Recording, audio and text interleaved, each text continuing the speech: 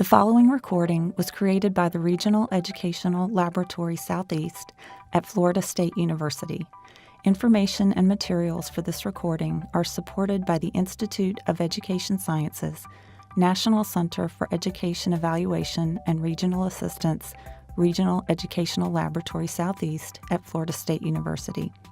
Contract ED-IES-17-C-0011 as resources and examples for the listener's convenience.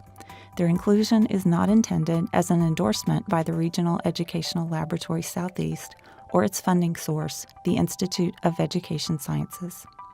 In addition, the activities and instructional model discussed in this recording are not intended to mandate, direct, or control a state's local educational agencies or schools' specific instructional content, academic achievement system and assessments, curriculum or program of instruction.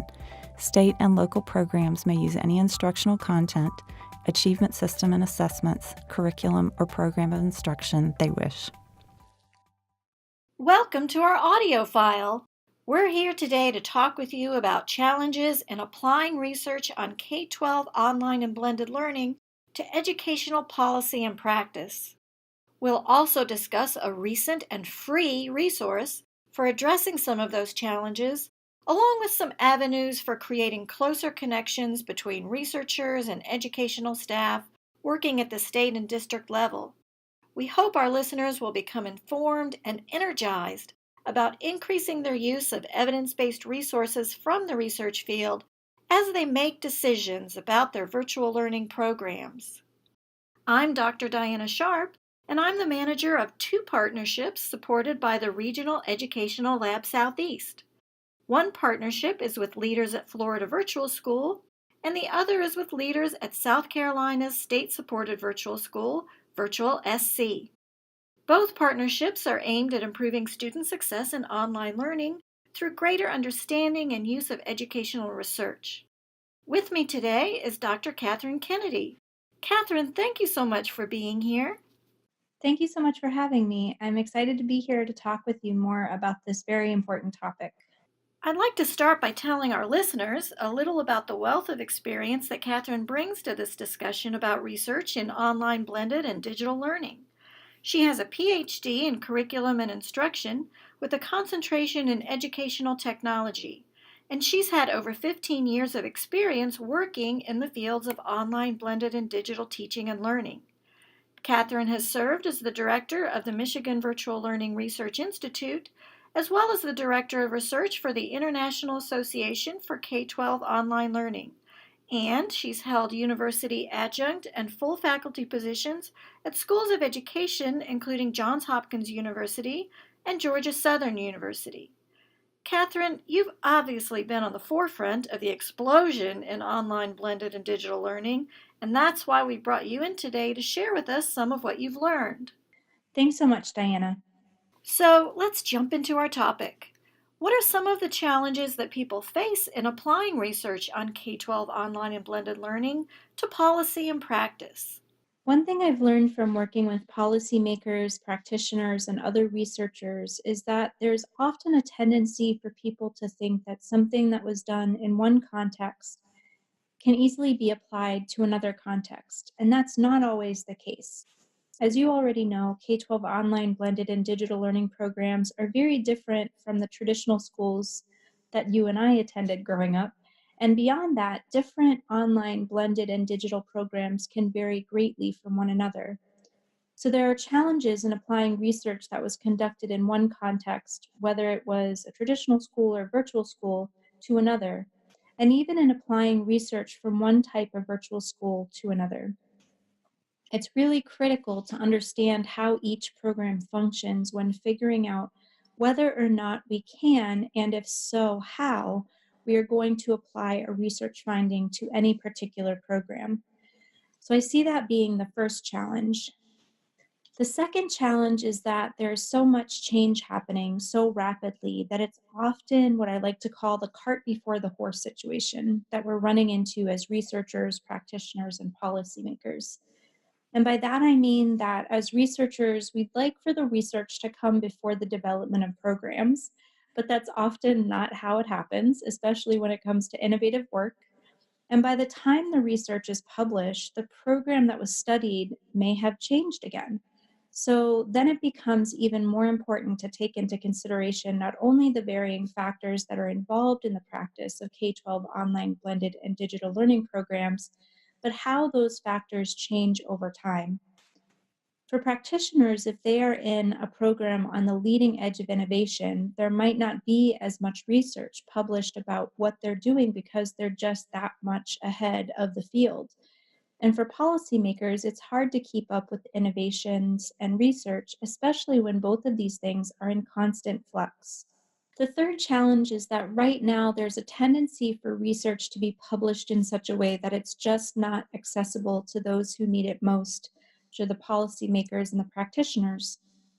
The research is typically locked behind a journal's paywall so that the only people who have access to it are those who work at universities and other organizations that can afford subscriptions.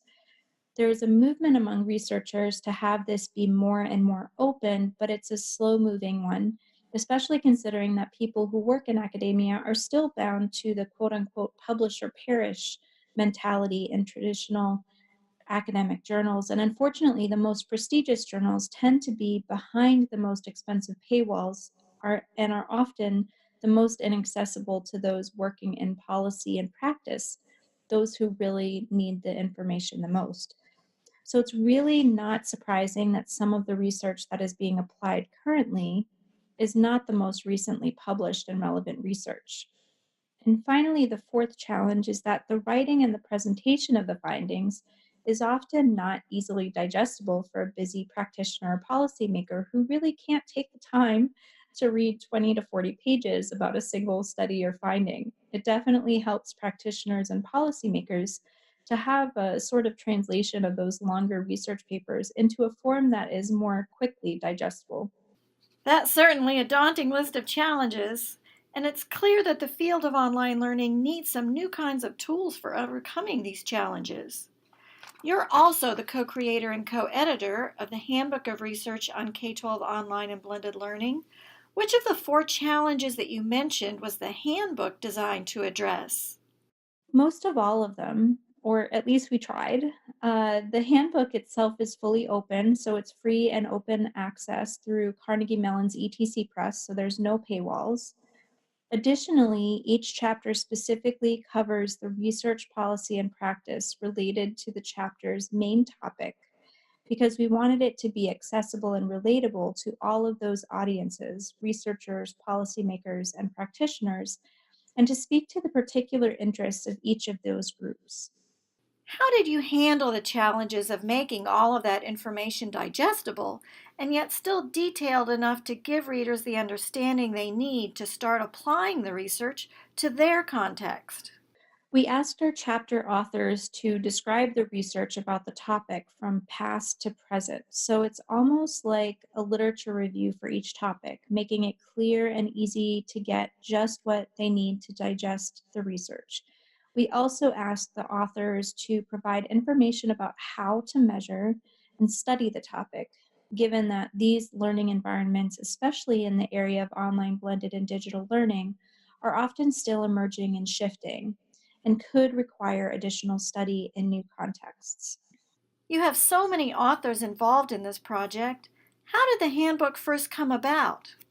That's a somewhat long and funny story, but I'll try to keep it short and sweet. So, Rick Ferdig, my co editor, and I were sitting in the hotel lobby where the 2013 Society for Information Technology and Teacher Education Conference was being held in New Orleans. And we were talking about how the amount of research in the field of online and blended learning was really expanding. And there was a lot of optimism about that. But at the same time, we felt there was a lack of awareness for research that had come before, the research that was seminal and needed to remain part of the conversation and be recognized as a foundation for continuing to move the field forward. And we saw this while we are serving as editors of journals and seeing the most recent publications that are coming in. Specifically, there were a lot of new people coming into the field that we saw, which was great, but for a variety of reasons, including the paywall issue, we think considering most of the new people we were seeing were practitioners. They were not using this foundation of research. And there seemed to be a lack of opportunity for them to, quote, stand on the shoulders of giants. And instead, they were continuing to study things that had already been studied over and over again. So we felt this was a failing of academia and the field for not making information about the whole body of research on K 12 online blended and digital learning more accessible. And we wanted to fix it. We recognized we needed one single location that could serve to catalog and, more importantly, synthesize the existing research in the field. And so, in that hotel lobby in New Orleans, the idea for this handbook was born. And we decided we wanted to create a handbook that would act as a key resource for existing and new researchers, practitioners, and policymakers in the field. We later shared the idea with fellow researchers who then reciprocated their interest. We then had the blessing of beginning a conversation with Carnegie Mellon's ETC Press, which is interested in new models of publishing that have a more participatory nature than traditional models, which makes me happy as someone who in the past served as an academic librarian. They publish texts that are available electronically and openly with Creative Commons licenses. Readers can choose to download the materials for free, thus making them more widely available, or they can also pay to have a print version sent to them from lulu.com. So we published the first edition in 2014 and the second edition in 2018. What can you tell our listeners about the structure of the book? Our first step in creating the layout for the handbook was to discern the major topics in the field. There were three key ways we addressed this task. First, we examined the existing research in the field. We used that research to create categories. If we found an article that did not fit within a category or one that challenged our existing structure, we revised our framework. We continued with that process until we felt like we could comfortably fit existing research articles into the broad headings. The second step was to compare that framework with existing handbooks of research. Obviously, K 12 online and blended learning is a unique research area. However, other handbooks, particularly those in education, contain frameworks that we found to be useful. So we used those handbooks to determine areas of overlap as well as components that were missing from our own framework. So, once you felt like you had a framework that might work, what did you do from there? The final step was to talk to experts in the field. We shared our framework with researchers and practitioners, and we asked them to evaluate the framework to see what we had gotten right and what we were missing. And the outcome of the entire process was a 6-section framework. And what are those 6 sections? So, for the 2014 edition of the handbook, section 1 is a background and historical perspective. So, this section focuses on important background and historical markers that help contextualize research in K 12 online and blended environments. Section 2 is research on learning and learners, specifically, what does the research say about learning in general in K 12 online and blended environments? Section 3 is focused on K 12 learning in the content domains. So here we cover what the research says about similarities and differences within and across content areas like math and literacy and social studies. Section 4 is research on teaching, including what the research says about preparing and mentoring current and future teachers. Section 5 focused on research on the role of the other, which was our catch-all term for other people besides the teacher who support K-12 online and blended environments, people like mentors and school psychologists, and of course, parents and administrators. And section 6 is research on technological innovations. What does the research suggest might be new and innovative technologies that will transform how we conduct and think about teaching and learning in K-12 online and blended learning? Fascinating. When you revised the handbook for the second edition, what changes did you make? First, there are more chapters representing the increased amount of research. Second, we added section editors to help with the authoring, reviewing, and editing processes, which, if we didn't do that, I think all sanity would have been lost on my part. So, very grateful for their help. Each section editor was also asked to write an introduction to their section. And finally, we updated section headings and added new sections based on research in the field. So, for example, research on the role of the other became research on student support structures, which covered the question, what does research say about how best to support students in K-12 online and blended environments? And how do we best support and prepare and mentor those educators who offer the student support? Other new sections and their key questions included research on instructional design. So, what does the research say about effective design for K-12 online and blended learning? Research on learning environments. What does the research suggest about new learning environments that will transform how we conduct and think about teaching and learning in K-12 online and blended learning? K-12 online learning around the world. What does the research say about how K-12 online learning is implemented around the world? And the final section that we added to the 2018 version was emerging issues. So the key question for that is, what are some of the emerging issues in K-12 online and blended learning, research, policy, and practice?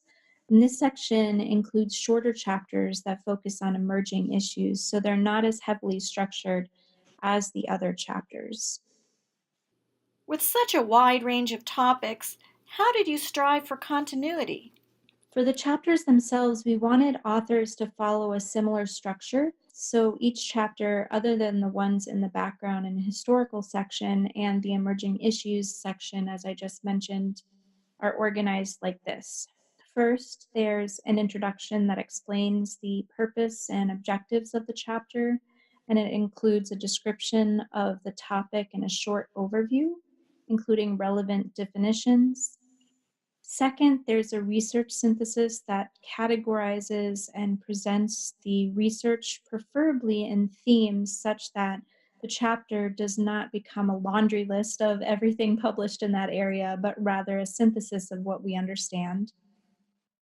Third, there's a section titled Implications for Policy and Practice.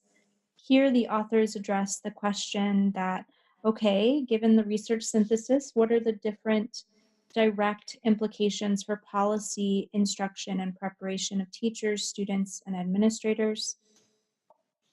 Fourth, there's a section called Implications for Research. This section sets the stage for what we have yet to learn. What are the research gaps in this specific context? And finally, there's a conclusion section. And here the authors summarize the top highlights in terms of what we know about research, policy, and practice, and where we need to go next. Oh, and of course, there's also a references section that highlights further reading. For our listeners who work as SEA and LEA staff, what do you think is most important for them to know about what the handbook is not? That's a great question. So, the handbook is not intended to be a collection of opinions on the field, nor is it meant to be a compendium of the top research articles for this past year, which is sometimes what these types of handbooks are. And it is not a list of what is currently trending in K-12 online and blended schools, and it's not a list of best pieces from leading researchers in the fields. Rather, this handbook is really meant to be a collection of what we currently know about research in the field of K-12 online and blended learning and where we need to go based on that research.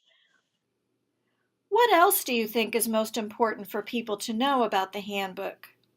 Mainly that it's meant to be a living and growing resource. I think of three main goals that motivated us to create the handbook and continue to motivate us. The first goal is to continue to strengthen our field by providing clear evidence of what is known and what is yet to be known. The second goal is to provide an empirical resource for researchers new and experienced, as well as parents, media, administrators, and policy officials. And the third goal is to set in motion a continuous close examination of our field. I think a lot of people might be surprised that there's enough research out there on what's known to fill a handbook that's over 700 pages long. What's a good strategy for using the book that SEA and LEA staff could consider, especially if they're wondering whether the sheer size of the handbook makes it difficult to navigate? We set this handbook up so that it's topic by topic and it just continues to grow. We had 20 or so chapters in the 2014 edition, and only 4 years later, in the 2018 edition, we had over 50, which is exactly why the section editors were so helpful the second time around. So, likely the most helpful way to approach this book is not as a linear read through from page one to the end, but instead know that you can pick the topic that aligns with what you need and dive right into that chapter and the chapters that tangentially associate with that topic that you're interested in. Are there areas of research in the new edition that appear to represent new directions in the field? I don't know if there are totally new directions per se. Instead, I would say that I see current directions expanding into realms that we haven't gotten deep enough into quite yet. Can you give us some specific examples of those areas? I feel as though the area of instructional design has so much potential for growth, as well as artificial intelligence, which we continue to see implemented in the latest learning platforms. Additionally, there is more and more happening in relation to student support, which I think is one of the key pieces of success for online and blended programs. And by student support, I mean program, instruction, and non academic needs that are met by the educators who are helping students be successful in these learning environments. This includes developing relationships with students, developing relationships among students, motivating students to be fully engaged with the course material, and helping students to understand course expectations and how to manage and organize their learning in the most meaningful way.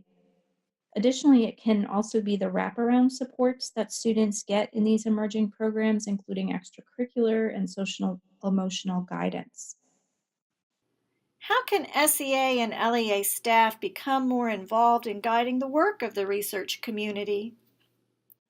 More and more, the research community in K 12 online and blended learning is creating opportunities for meetings where practitioners and policymakers are explicitly welcomed to join in and use their perspectives and experiences to improve and inform the conversations there around research. So, we're trying to do this at most of the national technology conferences, such as the Digital Learning Annual Conference and INACOL, which is the International Association for K 12 Online Learning, as well as ISTE, which is the International Society for Technology and Education. I would urge all your listeners to consider attending those conferences, meeting with researchers there, and helping us learn not only about how to shape future editions of this handbook, but also about the changing nature of the field that we researchers need to know about to help find solutions. As I mentioned, our goal is to reproduce this handbook every 3 to 5 years, updating chapters to reflect current research. We already encourage authors to contact us to propose missing research studies for certain chapters or for proposals on new chapters for future iterations. And I want to extend that invitation also to your listeners who work in policy and practice. Wonderful. And I'll also add that if our listeners haven't yet connected with the Regional Educational Lab in their area, please go online and search for the Regional Educational Laboratory Program of the Institute of Education Sciences. You'll find information on how to contact researchers in your area who can connect you with additional educational research that's relevant to your challenges in policy and practice. And they can also talk with you about opportunities for working together in conducting new research that could help us all contribute toward improving education for all our nation's children. Thank you again, Kathryn. It's been such a pleasure learning from you today. And I want to add a special thank you for all you do in making research on virtual learning more accessible to new researchers, policymakers, and practitioners. Thank you so much again, Diana, for the opportunity. I'm happy to be a part of the great work that the RELs are doing and look forward to our continued work together.